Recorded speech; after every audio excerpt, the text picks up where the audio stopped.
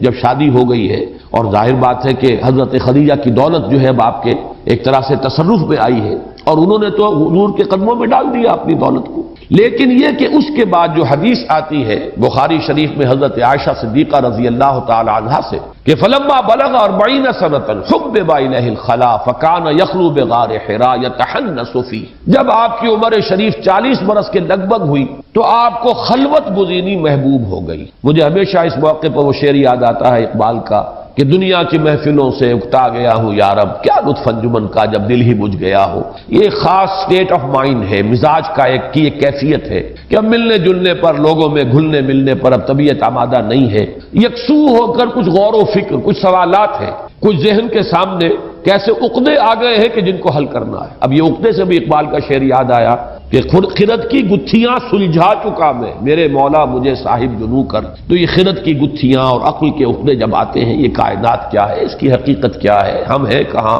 کہاں سے آئے ہیں، کہاں جا رہے ہیں، حق کیا ہے، باطل کیا ہے، خیر کیا ہے، شر کیا ہے، یہ سارے سوالات جو ہیں وہ ایک فلسفیانہ ذہن اور مزاج رکھنے والے لوگوں کا جو ہے سارا اٹھنا بیٹھنا جینا مرنا انہی سوالات پر ہوتا رہا ہے. تو ایک خاص وقت میں آ کر حضور صلی اللہ علیہ وسلم کے مزاج پر بھی، آپ کے ذہن پر بھی ان سوالات کا غلبہ ہوا ہے. پھر یہ کہ آپ اب کاروبار میں لگ کر تو ان باتوں پہ غور و فکر نہیں ہوتا، کہیں آپ دکان پر بیٹھے ہو یا اور لوگوں سے گاہکوں سے بات چیت ہو رہی ہو تو ایک طرح سے خلوت گزینی. یہ الفاظ حضرت عائشہ کے حبب الیہ الخلا، اور ظاہر بات ہے کہ حضور ہی نے حضرت عائشہ کو یہ بتایا، اس لیے کہ حضرت عائشہ کی تو اس وقت پیدائش بھی نہیں ہوئی تھی. تو یہ سارے واقعات ان کے علم میں جو آئے ہیں تو حضرت عائشہ کے علم میں یقیناً حضور صلی اللہ علیہ وسلم کے بتانے سے آئے. حبب الیہ الخلا، خلوت گزینی آپ کو محبوب ہو گئی. کان یخلو بغار حراء، اور غار حراء میں آپ خلوت گزینی اختیار فرماتے تھے. یتحنس فیہ، تحنس کا لفظ آیا ہے حدیث میں. ہنس کہتے ہیں گناہ کو، اور تحنس کے معنی ہے گناہ کے اثرات کو جھاڑنا. لیکن یہ عبادت کے لیے لفظ، یہ جب عبادت آدمی کرتا ہے، ریاضت کرتا ہے، تو گویا کہ کچھ اپنے اوپر اگر وہ بشریت کے کچھ آثار ہیں تو گویا کہ ان کو وہ دھونے کی کوشش کر رہا ہے. تحنس کا لفظ آیا ہے. اب سوال پیدا ہوا کہ حضور کا تحنس یا حضور کی عبادت کس طرح تھی؟ اس لیے کہ آپ کسی نبی کی امت میں تو پیدا ہوئے نہیں تھے. اگر بنی اسرائیل میں پیدا ہوئے ہوتے تو جو شریعت موسوی کے مطابق عبادت تھی وہ آپ کے علم میں ہوتی. اگر آپ کہیں عیسائیوں کے گھرانے میں پیدا ہوتے تو جو ان کے ہاں رواج تھا اس کی آپ کے لیے وہ معلوم ہوتا آپ کو. لیکن یہاں تو آپ پیدا ہوئے ہیں مکے کے اندر، امی ہیں، آپ نے کوئی نہ تورات پڑھی ہے نہ انجیل پڑھی ہے. تو سوال پیدا ہوا کہ وہ تحنس کیا تھا. تو شارحین حدیث نے تقریباً اجماع کیا ہے کہ کانا صفت تعبدہ فی غار حراء التفکر والاعتبار. غار حراء میں آپ سوچ بچار، غور و فکر، یہ وہی خرد کی گتھیاں سلجھانے کا ایک مرحلہ، یہ پوری کائنات کی جو الجھی ہوئی ڈور ہے اسے سلجھانے کی ایک کوشش، یہ ہے کہ جو آپ غار حراء میں کرتے. اب تفکر اور تدبر جو ہے اس کا ایک نقشہ سامنے آتا ہے. جب آدمی کسی سوچ میں گم ہوتا ہے تو لوگوں سے وہ کٹتا ہے. ایک تو یہ کہ غار حراء ہی میں چلے گئے 5 میل آبادی سے باہر، اور دوسرا یہ کہ اگر آبادی میں لوگوں کے پاس ہے بھی کسی وجہ سے تو چادر اپنے گرد لپیٹ کر اور بالکل یکسو ہو کر کہیں چارپائی پر لیٹ گئے، یا یہ کہ کہیں بیٹھے بھی ہیں. تو عربوں کا یہ رواج تھا جیسے پٹھانوں میں اب بھی موجود، یہ چادر جو ہے بیٹھ کر کی اپنے گرد لپیٹ لیتے ہیں. کبھی چادر سے اپنے گھٹنوں کو باندھتے ہیں بیٹھتے ہوئے. تو یہ مختلف جو رواج ہیں جو پٹھانوں میں آج بھی نظر آتے ہیں ان کے معاشرے کے اندر، یہ سب عرب کے اندر موجود تھے. تو حضور کی یہ کیفیت جو ہے یا ایھا المدثر یا ایھا المزمل، یہ گویا کہ ان دونوں جگہ پر آ رہا، قم، کھڑے ہو جاؤ. یعنی اب یہ سوچ بچار کا مرحلہ گزر جانا چاہیے. وہ جو علامہ اقبال کا ایک شعر ہے جو بلکہ مصرع ہی مجھے اس وقت یاد ہے، لاکھ حکیم سر بجیب ایک کلیم سر بکف. تو یہ جو حکیم ہے، فلسفی ہے، یہ تو گریبان ہی میں جھکا کر اپنے سر غور و فکری کرتے رہتے ہیں، ساری عمر اسی میں بیت جاتی، اس سے اگلا مرحلہ آتا ہی نہیں. اے محمد صلی اللہ علیہ وسلم، اب آپ کی زندگی میں دوسرا مرحلہ آنا چاہیے. اب کھڑے ہو، اپنی جد و جہد کا آغاز کریں. اب یہ فکر کے اندر غلطاؤں پیچا رہنا اور غور و فکر ہی کے اندر لگے رہنا، اب اس سے باہر نکلیے. اس کیفیت سے آپ کی زندگی کے اندر اب ایک انقلابی مرحلہ آ رہا ہے. اب آپ کو کمر کسنی ہے عمل کے لیے. البتہ عمل 2 ہیں. ایک عمل جو رات کا تھا وہ سورہ مزمل میں ہے، اور ایک عمل جو دن کا تھا وہ سورہ مدثر. یا ایھا المزمل قم اللیل الا قلیلا، یا ایھا المدثر قم فانذر وربک فکبر، یہ دن کا عمل ہے، دن کی محنت ہے، دن کی بھاگ دوڑ ہے، انذار ہے، تکبیر رب ہے، اللہ کا بول بالا کرنا ہے، اس کی جد و جہد ہے، ایک رات کو کھڑے ہونا ہے اپنے رب کے حضور میں۔ تو یہ دونوں در حقیقت عمل کی مشکل ترین صورتیں ہیں، لیکن یہ کہ بڑی خوبصورت تقسیم ہو گئی، اسی لیے میں نے کہا تھا حسین ترین جوڑا ہے، نہایت نمایاں ہے جوڑا ہونا اس کا، اور حسین ترین کہ یا ایھا المزمل قم یا ایھا المدثر قم، لیکن ایک قم کیا ہے؟ قم اللیل الا قلیلا، یہ رات کی ایک ریاضت ہے، ایک جد و جہد ہے، ایک مشقت ہے، اور دوسرا قم کیا ہے؟ قم فانذر وربک فکبر، اب انذار کا عمل شروع کیجئے اور تکبیر رب کے لیے اپنے ہتھیلی پر اپنی جان رکھ کر میدان میں آ جائے۔ تو میرے نزدیک جو مناسب ترین ہے اس پس منظر کے ساتھ مزمل اور مدثر کا مفہوم کہ غور و فکر، سوچ بچار، فلسفیانہ تدبر و تفکر، اس میں جو کیفیت تھی محمد الرسول اللہ صلی اللہ علیہ وسلم کی، اب ان دونوں صورتوں میں جو حکم دیا جا رہا ہے اس لفظ کے حوالے سے وہ یہ ہے کہ اب یہ دور آپ کی زندگی کا ختم ہونا چاہیے، اب تو آپ کمر کس کے عمل کی دنیا کے اندر اور جد و جہد کی دنیا میں آئی۔ دوسری رائے یہ ہے کہ آغاز وحی جب ہوا ہے حضور پر، تو چونکہ بعض روایات میں اس کی صراحت آئی ہے، تفصیل آئی ہے کہ حضور پر بڑی دہشت طاری ہوئی، چنانچہ جب پہلی وحی آئی ہے غار حرا میں اور وہاں سے جب آپ تشریف لائے ہیں تو یہ الفاظ صراحت کے ساتھ موجود ہیں کہ آپ پر لرزہ طاری تھا، پسینے میں شرابور تھے، بخار شدید آپ کو چڑھا ہے، اور آپ نے اس کیفیت میں آ کے حضرت خدیجہ سے فرمایا زملونی زملونی، مجھے کمبل اڑا دو، مجھے کپڑا اڑا دو، وہ لیٹنے کے لیے۔ تو ایک اس واقعے سے مناسبت پیدا کر کے بعض حضرات نے کہا کہ یا ایھا المزمل اس لیے کہا گیا کہ یہ جو کیفیت وحی کی دہشت تھی، چونکہ یہ پہلا مرحلہ تھا، پہلا معاملہ تھا، حضور صلی اللہ علیہ وسلم، یہ بات بھی نوٹ کرنے کی ہے اور سیرت النبی کے حوالے سے بہت اہم نکتہ ہے کہ حضور صلی اللہ علیہ وسلم کاہن قسم کے انسان نہیں تھے۔ یہ نہیں تھا کہ کہیں خانقاہ میں تربیت لے رہے ہوں، جب کوئی شخص خانقاہ میں تربیت لے رہا ہو تو وہ تو گویا کہ اپنے آپ کو پریپیئر کر رہا ہوتا ہے کہ اسے کوئی مکاشفے بھی ہونے شروع ہو جائیں، کچھ وہ غیب کے عالم سے اس کا کوئی تعلق قائم ہو جائے، وہ تو نہ صرف یہ کہ اس کا امیدوار ہوتا ہے بلکہ کوشاں ہوتا ہے اس کے لیے، لہذا اگر کوئی تجربہ اسے ہوتا ہے تو اس کے لیے وہ بالکل کوئی ان ایکسپیکٹڈ چیز نہیں۔ لیکن حضور کا معاملہ یہ نہیں تھا، چونکہ آپ نے تو بھرپور زندگی جو ہے گزاری ہے، جیسے کہ کاروباری انسان کی، معاشرے کا ایک بہت ہی فعال فرد، کوئی خانقاہی مزاج آپ کا تھا ہی نہیں۔ یہ تھوڑا سا عرصہ ہے کہ جو گزرا ہے غور و فکر اور سوچ و بچار میں، لیکن یہ کہ اس کے علاوہ آپ کا پورا مزاج جو ہے وہ کوئی خانقاہی مزاج نہیں تھا، لہذا جب فرشتے سے پہلی ملاقات ہوئی ہے تو ایک دہشت کی کیفیت ہوئی ہے۔ یہ گویا کہ عالم بشریت کا پہلا معاملہ ہوا ہے عالم ملکیت سے، تو اس کے جو اثرات آپ کی طبیعت پر ہوئے ہیں تو بعض لوگوں نے یا ایھا المدثر یا ایھا المزمل کا تعلق اس سے جوڑا ہے۔ تیسری ایک رائے یہ ہے کہ حضور صلی اللہ علیہ وسلم پر جب یہ وحی کا آغاز ہوا تو آپ کو شدید تشویش ہوئی کہ اتنا بڑا بوجھ، یہ فکر مندی جو ہے اس پہلو سے بھی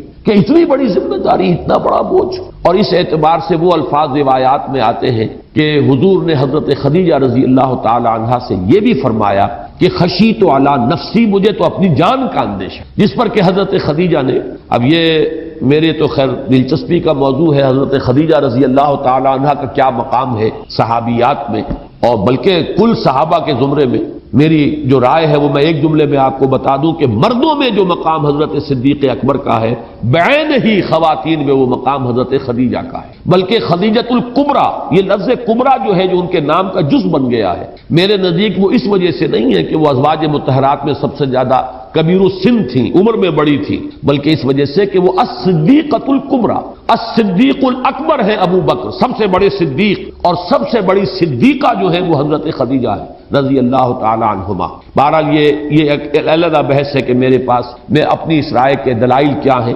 لیکن میں یہاں پہ ذکر کر رہا تھا کہ اسی کا ایک مظہر یہ ہے ان کے مقام کا کہ انہوں نے تشفی دی ہے حضور کو کہ آپ گھبرائیں نہیں، اللہ آپ کو ضائع نہیں کرے گا، آپ تو غریبوں پر رحم کرتے ہیں، آپ بھوکوں کو کھانا کھلاتے ہیں، آپ مسافروں کی مہمان نوازی کرتے ہیں، آپ یتیموں اور بیواؤں کی سرپرستی فرماتے ہیں، لہذا آپ اندیشہ نہ کیجئے، اللہ آپ کو ضائع نہیں کرے۔ اس لیے کہ حضور کے الفاظ ہیں کہ خشیت علی نفسی، مجھے اپنی جان کا اندیشہ۔ یہی بات پھر ورقہ ابن نوفل نے کہی تھی کہ کاش کہ میں اس وقت جب حضرت خدیجہ لے کر گئی ہیں اپنے چچا زاد بھائی کے پاس، حضرت ورقہ ابن نوفل ان کے پاس لے کر گئی ہیں، اس لیے کہ وہ موحد تھے اور پھر عیسائی ہو گئے تھے اور شام میں جا کر انہوں نے تورات کی تعلیم حاصل کی. کانا یکتب التوراۃ بالعبرانیہ، یعنی مکے کا رہنے والا امی قوم کا ایک فرد، اتنا بڑا عالم کہ انہوں نے عبرانی زبان سیکھی تھی اور تورات عبرانی میں لکھتے تھے. کانا یکتب التوراۃ بالعبرانیہ. ان کے پاس لے کر گئی ہیں کہ یہ ذرا سنیے تو صحیح ہے، ان کو کیا تجربہ ہوا ہے، کیا انہوں نے دیکھا ہے. تو جب حضور نے بیان کیا تو وہ حضرت ورقہ ابن نوفل فرماتے ہیں یہ وہی ناموس ہے جو موسیٰ اور عیسیٰ پر نازل ہوا تھا، اور کاش کہ میں اس وقت تک زندہ رہوں جبکہ آپ کی قوم آپ کو یہاں سے نکال دے گی. تو حیران ہوئے حضور صلی اللہ علیہ وسلم، اوا مخرجیہم، کیا وہ مجھے یہاں سے نکال دیں گے؟ اس لیے کہ اس وقت تک تو شکل یہ تھی کہ انتہائی محبوب انسان تھے حضور قریش کے اور تمام اہل مکہ کے. جا صدیق، جا صادق، جا امین، وہ آ گئے امین، جو امانت دار انسان، وہ آ گئے وہ سچا انسان، صداقت شعار، اور جس کے ہاں کوئی دھوکہ نہیں، خیانت نہیں. تو حضرت حضور صلی اللہ علیہ وسلم سے انتہائی محبت، انتہائی ہر جگہ پر ویلکم کیے جانے والی شخصیت. لیکن یہ کہ جب حضرت ورقہ نے یہ کہا ہے کہ یہ آپ کو نکال دیں گے، کاش کہ میں اس وقت تک زندہ رہوں کہ آپ کی مدد کروں، تو حضور نے بہت ہی حیرت کے ساتھ پوچھا وہ مخرجیہم، کیا یہ مجھے نکال دیں گے؟ تو حضرت ورقہ نے فرمایا کہ ہاں، جس کے پاس بھی یہ پیغام آیا ہے اس کی قوم اس کی ضرور دشمن ہوئی. اب آپ دیکھیے کہ ورقہ کا علم جو ہے وہ کتنا تھا. اچھا، حضرت ورقہ کو صحابی شمار نہیں کیا جاتا، یہ نوٹ کر لیجیے. کیوں نہیں کیا جاتا؟ ابھی سورہ مدثر نازل نہیں ہوئی. حضور کو جو تبلیغ کا حکم ہے وہ سورہ مدثر میں آیا ہے، لہذا تبلیغ کرنے والے سے گویا کہ رسالت عبارت ہوتی ہے. حضور کی رسالت کا دور ابھی شروع نہیں ہوا تھا، ابھی آپ کی نبوت ظاہر ہوئی تھی. لہذا رسول جب آپ بنے ہیں وہ در حقیقت سورہ مدثر کی ابتدائی آیات کے نزول کے بعد، اس کے بعد جس نے تصدیق کی ہے وہ مومن شمار کیا گیا، صحابی شمار کیا گیا. حالانکہ تصدیق تو کر رہے، نبوت کی تصدیق تو حضرت ورقہ نے بھی کی ہے، لیکن یہ ہے کہ چونکہ سورہ مدثر کے نزول سے پہلے کچھ ہی دنوں کے بعد ان کا انتقال ہو گیا ہے، لہذا حضرت ورقہ ابن نوفل کا شمار صحابہ کرام کے اندر آپ نہیں دیکھ. حالانکہ بہت بڑے عالم کی حیثیت سے انہوں نے تصدیق کی اور بات جو ہے پہچانی کہ یہ وہی فرشتہ ہے، وہی ناموس جو موسیٰ اور عیسیٰ پر نازل ہوا تھا وہی آپ پر نازل ہوا. بہرحال ایک خیال یہ ہے کہ یہ جو ایک آپ پہ بار گراں کا ایک احساس تھا، ذمہ داری کا احساس تھا، بہت بڑا بوجھ آ گیا ہے، تو جیسے ایک تشویش ہو جاتی ہے کسی کو، اس حالت میں آپ کپڑا لپیٹ کر لیٹے ہوئے تھے جبکہ یہ خطاب نہایت محبت بھرا خطاب آپ سے کیا گیا، یا ایھا المزمل یا ایھا المدثر. ایک رائے اور ہے چوتھی، اور وہ در حقیقت سورہ نون جو ہے جو اس سے پہلے نازل ہوئی ہے اس کے اعتبار سے بڑی مناسب معلوم ہوتی ہے، اور وہ یہ ہے کہ دار الندوہ میں ایک ان کی مشاورت منعقد ہوئی قریش کی کہ وہ ہمیں کیا کہنا چاہیے محمد کے بارے میں لوگوں سے. کسی نے کہا کہ کہنا چاہیے کاہن ہے، تو کہا گیا نہیں، کاہن تو وہ نہیں ہے، کون مانے گا یہ بات. پھر کسی نے کہا اچھا کہیے شاعر ہے، اس کو بھی رد کیا گیا کہ نہیں، یہ بات چلے گی نہیں، بات کوئی ایسی کرو جو مضبوط ہو، جو چل سکتی ہو. پھر کہا گیا ساحر ہے، ساحر کے اوپر تقریباً اجماع ہوا کہ یہ کہیے تاکہ مختلف لوگوں کی طرف سے مختلف باتیں نہ آئیں ورنہ اعتبار اٹھ جائے گا ہمارا. اس وجہ سے یہ ہمیں ایک بات کہنی چاہیے، سب کے منہ سے وہی لفظ نکلے تاکہ محمد صلی اللہ علیہ وسلم کی طرف لوگوں کا رجوع نہ ہو. اس کی خبر جب حضور کو پہنچی ہے صلی اللہ علیہ وسلم تو آپ صدمے کی وجہ سے، رنج کی وجہ سے کپڑا لے کر لیٹ گئے ہیں. اس وقت خطاب ہوا یا ایھا المزمل قم اللیل الا قلیلا یا ایھا المدثر قم فانذر وربک فکبر. اس کی جو معنوی جو ترتیب جو ہے میں نے عرض کیا تھا قائم ہوتی ہے وہ اس اعتبار سے کہ پہلی وہی اقرا بسم ربک الذی خلق خلق الانسان من علق اقرا وربک الاکرم الذی علم بالقلم علم الانسان ما لم یعلم. نہ تبلیغ کا حکم ہے، نہ کوئی ابھی اس کے اندر توحید کا اعلان کرنے کا کوئی حکم آیا ہے. دوسری وہی وہ بالکل سمجھ میں آتی ہے بات کہ جب یہ اس کا چرچا ہوا کہ محمد یہ کہتے ہیں کہ مجھے غار حرا میں تھا، میرے پاس فرشتہ آیا ہے اور یہ وہی مجھ پر نازل ہوئی ہے، تو پہلا رد عمل سمجھ میں آتا ہے کہ لوگوں نے کہا معلوم ہوتا ہے کہ دماغی توازن ٹھیک نہیں رہا. شاید جسے ہماری الفاظ میں کولوکیل زبان میں کہتے ہیں معلوم ہوتا ہے کوئی خشکی چڑھ گئی دماغ کو. یہ بڑے لمبے لمبے مراقبے وہاں کرتے تھے، جا کر بیٹھتے تھے. معلوم ہوتا ہے کہ یا کسی نے کہا کہ شاید کوئی جن آ گیا، وہاں جن کا سایہ ہو گیا، آسیم ہو گیا، آسیم زدہ ہو گئے، مجنون ہو گئے، اور اس پر وہ وہی اتری نون والقلم وما یسطرون ما انت بنعمت ربک بمجنون وان لک لاجرا غیر ممنون وانک لعلی خلق عظیم فَسَتُبْصِرُ وَيُبْصِرُونَ بِأَيِّكُمُ الْمَفْتُونُ۔ تو یہ ایک بہت ہی منطقی ترتیب ہے، اور اسی کے اندر وہ صدمے کی کیفیت، اس لیے کہ یہ بات قرآن مجید میں دوسرے مقام پر ہے، وَلَقَدْ نَعْلَمُ أَنَّكَ يَضِيقُ صَدْرُكَ بِمَا يَقُولُونَ، کہ اے نبی ہمیں معلوم ہے کہ جو کچھ یہ لوگ کہہ رہے ہیں، کوئی مجنون کہہ رہا ہے، کوئی کہہ رہا ہے کہ شاید جن کا سایہ ہو گیا، آسیب آ گیا، کوئی کہتا ہے کہ شاید دماغی توازن بگڑ گیا،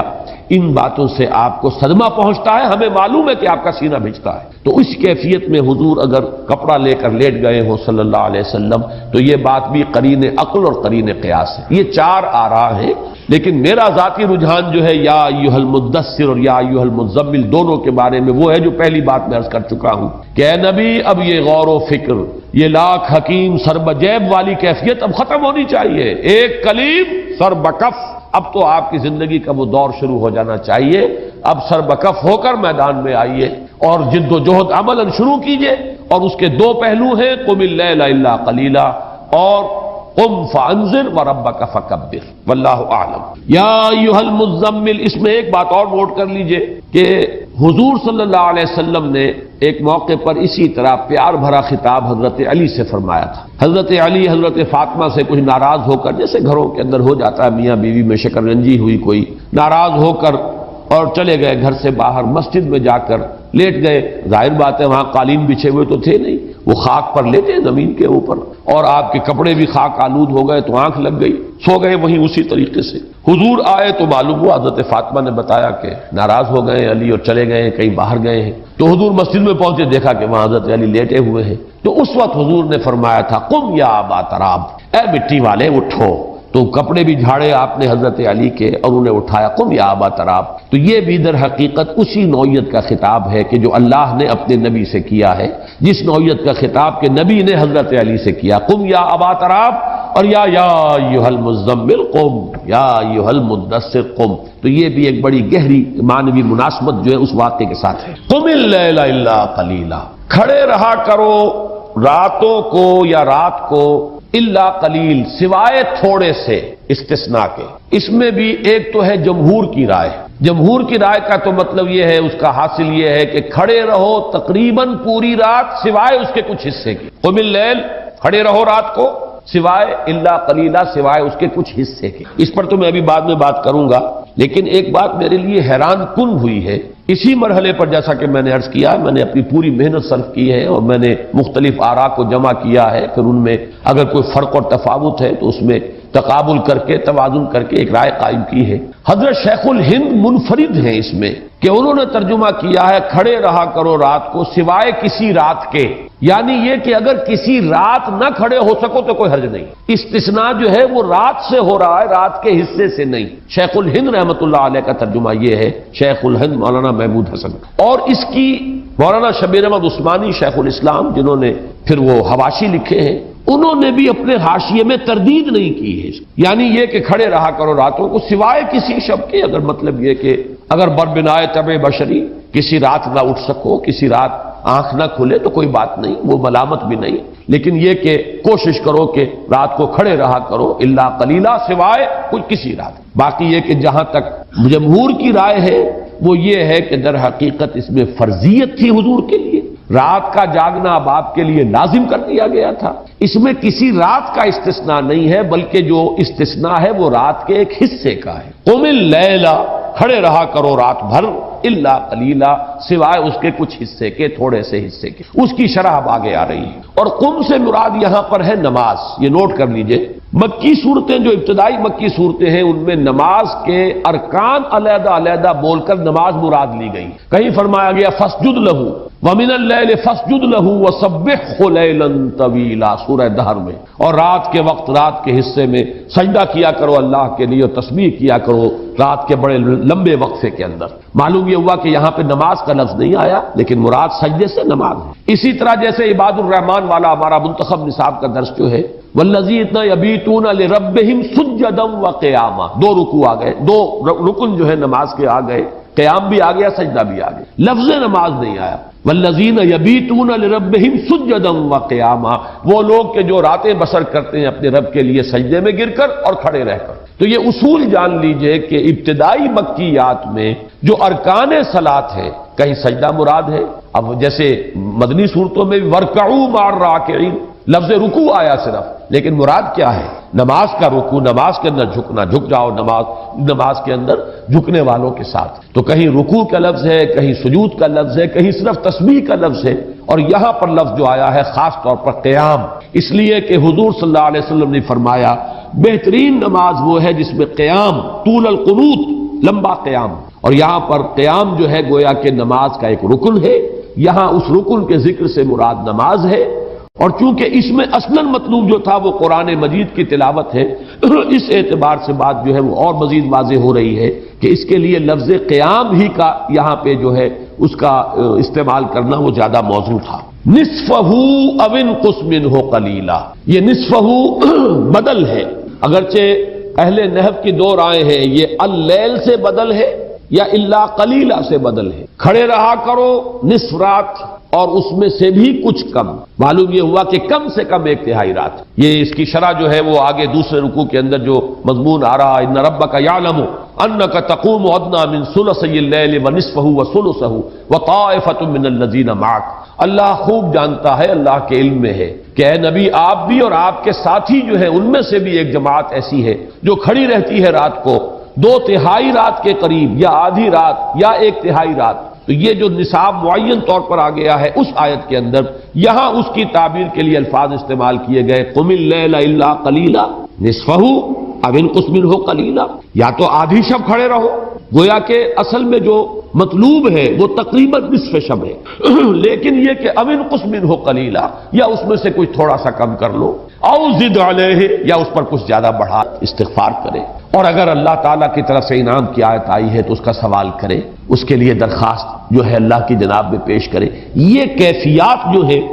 یہ پیدا ہوں گی جبکہ ایک ایک لفظ کو ٹھہر ٹھہر کر اطمینان کے ساتھ آیات پر وقف کرتے ہوئے قرآن مجید کی تلاوت کی جائے۔ رتل القرآن ترتیلا، یہ ہے حکم کے جو نبی اکرم صلی اللہ علیہ وسلم کو دیا گیا ہے۔ اس کے ضمن میں ایک تو میں نے یہاں واقعات نقل کیے ہیں ابن عربی رحمۃ اللہ علیہ، ایک ابن عربی تو وہ ہیں جو صوفی ہیں اور جن سے بہت سے لوگوں کو شدید اختلاف بھی ہے، بڑی ہی ایک کنٹروورشیل شخصیت ہے ابن عربی، لیکن ایک ابن عربی اور ہے اس وقت جن کا میں ذکر کر رہا ہوں، وہ ہے مفسر قرآن ہے، اور ان کی تفسیر ہے احکام القرآن۔ انہوں نے قرآن مجید کی صرف ان آیات کو لیا ہے کہ جن میں کوئی حکم آیا ہے۔ قرآن مجید میں قصص بھی ہے، قرآن مجید میں بحث و مباحثہ بھی ہے، مجادلہ بھی ہے، جہاں کوئی حکم آیا تو ان آیات کی تفسیر کی ہے۔ یہ احکام القرآن یہ بھی تفسیر کی ایک خاص قسم ہے، اور متعدد حضرات نے، جساس نے کتاب لکھی احکام القرآن، اسی طرح ابن عربی جو ہے انہوں نے کتاب لکھی ہے۔ انہوں نے یہ لکھا ہے، حضرت حسن سے روایت کی ہے کہ ایک مرتبہ حضور صلی اللہ علیہ وسلم کا گزر ایک ایسے شخص پر ہوا جو قرآن مجید اس طرح پڑھ رہا تھا کہ ایک ایک آیت پڑھتا جاتا تھا اور روتا جاتا تھا۔ اس پر حضور نے صحابہ سے فرمایا کیا تم نے اللہ تعالیٰ کا قول مبارک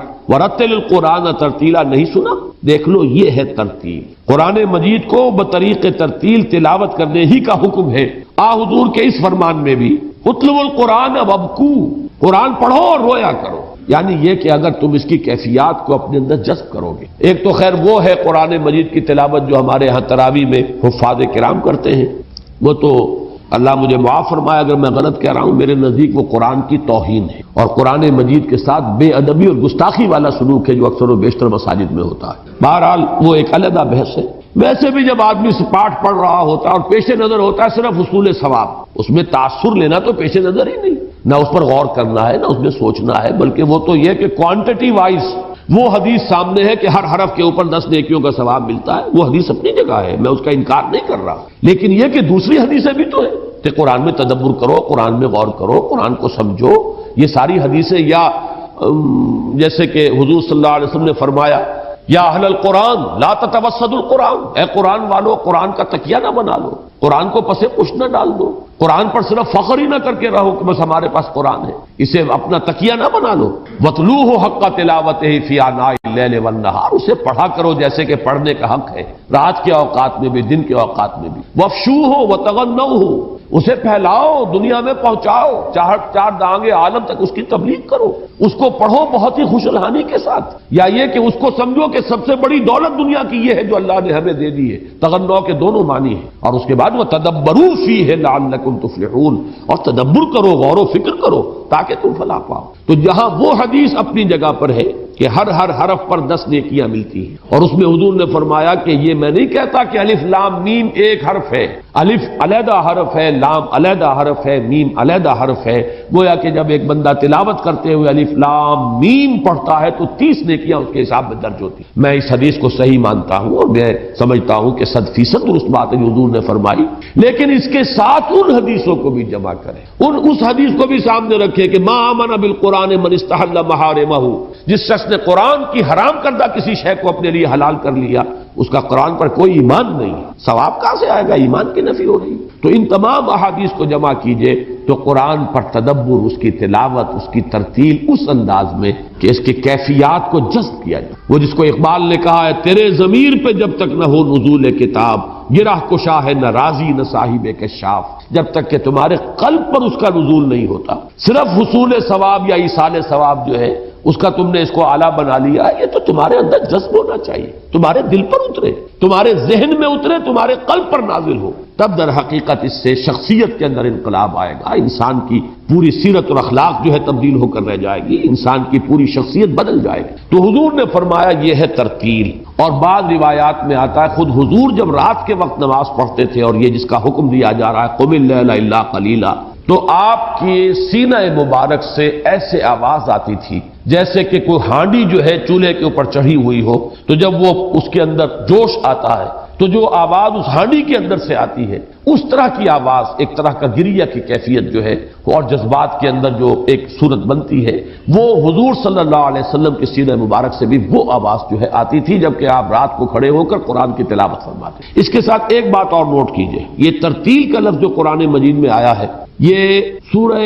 فرقان میں ایک اعتراض نقل کیا گیا، وَقَالَ الَّذِينَ كَفَرُوا لَوْلَا نُزِّلَ عَلَيْهِ الْقُرْآنُ جُمْلَةً وَاحِدَةً، اعتراض کیا کافروں نے کہ یہ قرآن محمد پر صلی اللہ علیہ وسلم پورا کا پورا یکبارگی کیوں نازل نہیں ہو گیا، یہ تھوڑا تھوڑا کر کے کیوں اتر رہا ہے؟ اس کا جواب جو دیا گیا غور کیجئے، كَذَلِكَ لِنُثَبِّتَ بِهِ فُؤَادَكَ وَرَتَّلْنَاهُ تَرْتِيلًا، یہ اس لیے کہ ہم اس کے ذریعے سے آپ کے دل کو جماؤ عطا کریں، اور ہم نے خود اسے تھوڑا تھوڑا کر کے اتارا۔ تو اللہ تعالیٰ نے بھی ترتیل کے طور پر نازل فرمایا قرآن کو، اور محمد کو بھی حکم ہو رہا ہے صلی اللہ علیہ وسلم، اور آپ کی وساطت سے ہم سب کو حکم ہو رہا ہے کہ قرآن کو پڑھو بطریق ترتیل، رتل القرآن ترتیلا، قرآن کو پڑھو بطریق ترتیل، ورتلناہ ترتیلا، ہم نے خود جو نازل کیا ہے اے محمد صلی اللہ علیہ وسلم آپ پر یہ قرآن مجید، تو ہم نے تھوڑا تھوڑا کر کے اتارا ہے۔ اس پورے قرآن مجید کا تحمل جو ہے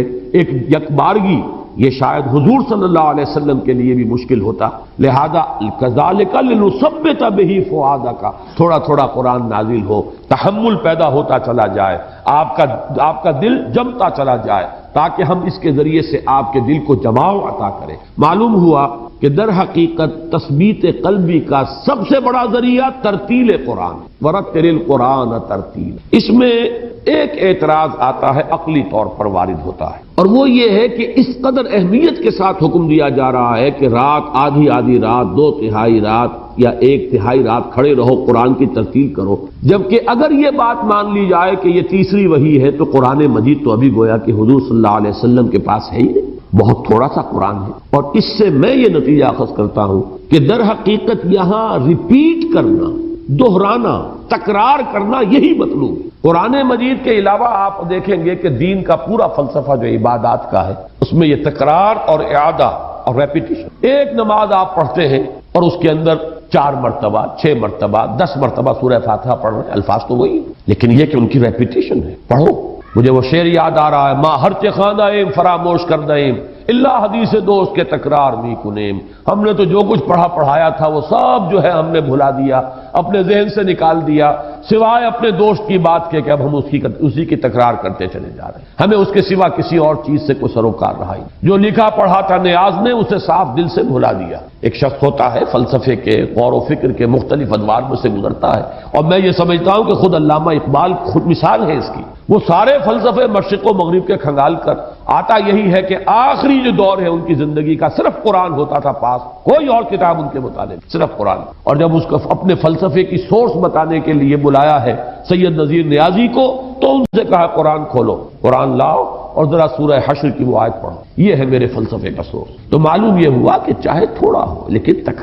تکرار جس طریقے سے آپ کو معلوم ہے، بلکہ یہ تو محاورہ ہے کہ کسی جگہ پر پتھر کے اندر ایک ایک ٹپکا، ایک ایک بوند پانی کی ٹپک رہی ہو، وہاں پتھر میں سوراخ ہو جاتا، اس لیے کہ در حقیقت وہ بار بار آ رہا ہے، تکرار اس کی ہو رہی ہے۔ یہ پانی جیسی حقیر شے، اور وہ بھی بوند بوند ٹپک رہا ہے، لیکن یہ کہ وہاں پتھر کے اندر سوراخ ہو جائے گا، گڑھا پڑ جائے گا۔ تو در حقیقت تھوڑا یا زیادہ سے اس کی بحث نہیں، اس کی بحث یہ کہ جس کو میں ایک لفظ استعمال کیا کرتا ہوں اکثر میرے دروس میں، آپ نے سنا ہوگا، اس کو ہیمر کرو۔ یہ ہیمرنگ ہے قرآن کو، جیسے کہ کسی چیز کو تھوڑا تھوڑا کر کے آپ ٹھوکتے ہیں، تو قرآن مجید کو در حقیقت اپنے وجود میں، اپنی شخصیت میں ہیمر کرنا، اس کو اتارنا اپنے اندر، اپنے ذہن میں اور اپنے قلب میں، یہ ہے اصل شے جو اس راستے کے لیے، خاص طور پر وہ راستہ جو محمد الرسول اللہ صلی اللہ علیہ وسلم کے سامنے آنے والا تھا، کہ اب آپ کو کھڑے ہونا ہے، تبلیغ کرنی ہے، اب آپ کو میدان میں آنا ہے، اب آپ کا استہزاء بھی ہوگا، تمسخر بھی ہوگا، آپ پر پتھراؤ بھی ہوگا، آپ کو گالیاں بھی دی جائیں گی، آپ پر تیروں کی بوچھار بھی آئے گی، آپ کے دندانے مبارک شہید بھی ہوں گے، ان سارے مراحل میں سے گزرنا ہے۔ اس کے لیے جو قوت درکار ہے، وہ قوت صرف قرآن سے ملے گی، اور وہ قوت ملے گی اسی طریقے سے اس قرآن کو اپنے اندر اتارتے چلے، تکرار کرتے چلے جاؤ کہ ماں ہرچ خواندہیم فراموش کردہیم اللہ حدیث دوست کے تکرار می کنیم۔ تو تھوڑے اور بڑے کی، زیادہ کی، اس کے اندر کوئی بحث نہیں ہے۔ ایک ہی اگر اترا ہوا کلمہ طیبہ ہی اترا ہوا ہوتا اس وقت، لا الہ الا اللہ، اگر اسی کی تکرار ہوتی، اس کی اپنی کیفیت ہے، اس کے اپنے اثرات ہیں، اس کے نتائج نکلتے ہیں۔ تو جتنی بھی آیات نازل ہوئی پڑھتے رہیے، تکرار کرتے رہیے، پھر یہ کہ مسلسل قرآن ابھی نازل ہونا ہے، آتا جائے گا، لیکن آپ کی یہ ساری مشقت جو ہے، رتل القرآن ترتیلا، قرآن کو پڑھتے رہیے، اور یہ پڑھنا جو ہے آپ کا بطریق ترتیل ہو۔ انا سنلقی علیک قولا ثقیلا، ہم آپ پر عن قریب ایک بڑی بھاری بات ڈالنے والے۔ سنلقی، القا یلقی، القان باب افعال سے کسی چیز کو ڈالنا، اتارنا، القاء اسے کہتے ہیں کہ دل میں ایک بات آئی ہے، میرے دل میں القاء کیا گیا ہے، وہ جسے الہام کہتے ہیں، الہام ہے، القاء ہے۔ سنلقی، سین جو ہے اسے پھر اب مستقبل کے ساتھ متعلق کر دے گا کہ ان قریب ہم آپ پر اتارنے والے ہیں، ڈالنے والے ہیں، قولا ثقیلا، بہت بھاری بات، بہت بھاری قول۔ یہ قولا ثقیلا سے مراد کیا ہے؟ پہلی بات تو یہ سمجھ میں آئی کہ ایک حکمت اور جو غرض و غایت ہے یہ قیام اللیل اور قرآن کی اس میں ترتیل، 2/3 نصف، 1/3 رات کھڑے رہنے کا حکم، اور اس میں ترتیل قرآن کا حکم۔ اس کی اصل علت کیا ہے؟ ظاہر ہو گئی کہ ایک بڑی بھاری بات آپ پر آنے والی، اس کے لیے یہ تیاری ہے جو آپ کو کرنی پڑے گی۔ اس میں خاص طور پر نوٹ کرنے والی بات یہ ہے کہ یہ ہمارا ایمان ہے، اور ایمان صرف ایک اندھا بہرا ایمان نہیں ہے، ڈاگمیٹک اور صرف اندھی عقیدت پر مبنی نہیں ہے، بلکہ کھلی بات ہے سیرت النبی کی، دنیا جانتی ہے کہ حضور صلی اللہ علیہ وسلم جہاں تک انسانیت کا تعلق ہے، انسانیت کے معراج پر تو وحی کے آغاز سے پہلے پہنچ چکے ہیں، سیرت میں، کردار میں، صداقت میں، دیانت میں، امانت میں، وفا میں، ایفاء عہد میں، کون سے پہلو سے کوئی کمی محمد الرسول اللہ صلی اللہ علیہ وسلم میں تھی؟ یوں سمجھیے کہ انسان کامل کا درجہ آپ کو حاصل ہو چکا ہے، انسانیت کے معراج پر تو آپ پہنچے ہوئے ہیں، اور اس کی گواہی جو ہے دوسری وحی میں آ گئی، وَإِنَّكَ لَعَلَىٰ خُلُقٍ عَظِيمٍ۔ اس کو تو قرآن مجید بطور دلیل لا رہا ہے کہ بڑے پاگل ہیں وہ جو یہ کہہ رہے ہیں کہ آپ پاگل ہو گئے، معاذ اللہ ثم معاذ اللہ، اصل میں تو پاگل وہ ہو گئے، آپ تو اخلاق حسنہ کی بڑی بلندیوں پر فائز ہیں۔ دنیا نے کوئی پاگل دیکھا ہے آج تک جس کے اندر یہ طہارت ہو، یہ نفاست ہو، یہ صداقت ہو، جس کا کلام اتنا حکمت پر مبنی ہو، جس کا ہر عمل جو ہے وہ اتنا مہذب اور شائستہ عمل ہو؟ کسی نے کسی پاگل اور مجنون کو دیکھا؟ تو گویا کہ اس جنون کا جو بھی آپ کے بارے میں شبہ کیا گیا یا اعتراض وارد کیا گیا، اس کے جو توڑ کے لیے دلیل قرآن لایا وہ یہی ہے، وَإِنَّكَ لَعَلَىٰ خُلُقٍ عَظِيمٍ، آپ تو بہت بڑے اونچے مرتبہ اخلاق پر فائز۔ اور ظاہر بات ہے کہ اسی لیے کہا جا رہا ہے کہ آپ کو مکے والے مانتے تھے کہ اس دیانت، صداقت، امانت کا، یوں کہیے کہ پیکر کامل ہے محمد